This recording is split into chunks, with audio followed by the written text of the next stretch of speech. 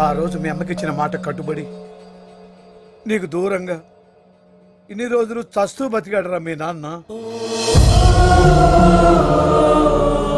ఇన్నాళ్ళు నువ్వు ఏ లోటు లేకుండా పెరిగావంటే దానికి కారణం నేను కాదురా, మీ నాన్న. ఇప్పుడు కూడా నేను కళ్ళకెదురుగా పెట్టుకుని నీ ముందుకు రాలేకపోతున్నాడు రా మీ నాన్న.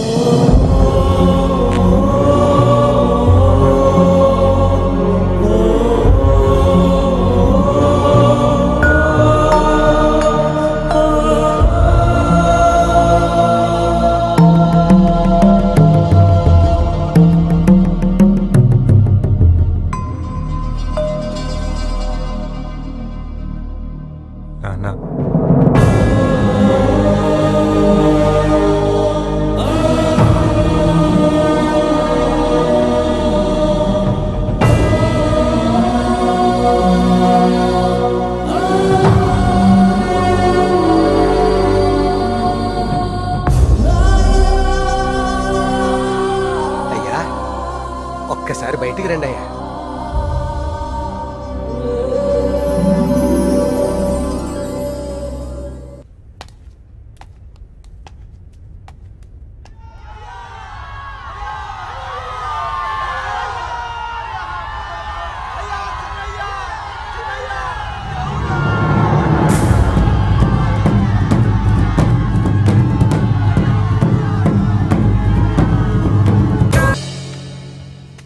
బావా, మనకున్న గొడవలు చాలక చందు పశుపతి కూతురు ప్రేమించాడు. వాడి ప్రేమ నీకు సమస్య కాకూడదు. వాడితో నేను మాట్లాడతాను.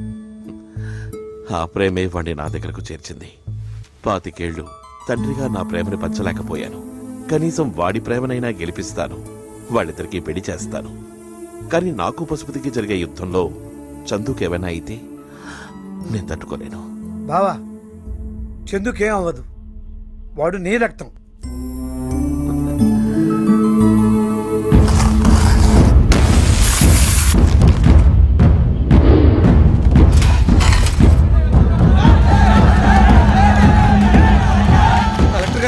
ఏంటి బాబు ఇదంతా? ఈ భూములు సాగుకు పనికిరావని నలుగురు గవర్నమెంట్ ఆఫీసర్ సర్వే చేసిన డాక్యుమెంట్స్.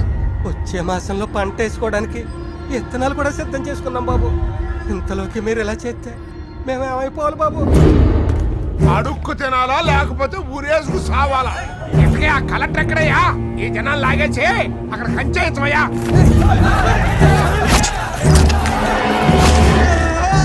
శుభసూచకం. శంకుస్థాపనకు ముందే పేదోడు రక్తంతో భూమి తడిసిపోతుంది. ఇంకొంచెం సేపు ఉంటే మన రక్తంతో కూడా తడుస్తుందండి. ఇటుగా అటు చూడండి.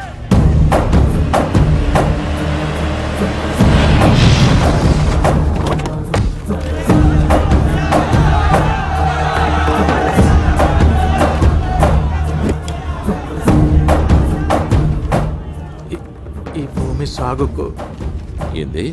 ఈ భూమి సాగు పనికిరాదని.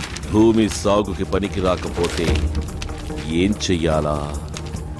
ఎరువెయ్యాలా? మనిషిని చంపి భూమిలో పాతితే అంతకంటే మంచి ఎరువు ఇంకొకటి ఉండదు. వెళ్ళిపోతావా? ఎరుగవుతావా? శివయ్య, కలెక్టర్ను భయపెడితే ఏమొస్తుందయ్యా? అయితే గీతే ఆడికి జ్వరం వస్తుందయ్యా. వాళ్ళని భయపెట్టు.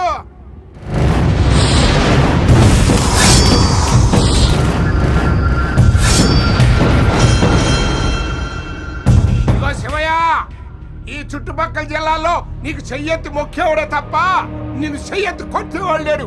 అందుకే పర్రాష్ట్ర నుంచి జనాన్ని తెప్పించా. శివయ్య తల్లరికి నా కాళ్ళ దగ్గర పడేసినోడికి తల తిరిగే బహుమానం ఇస్తా. ఎలాగా? జయము జయము జయము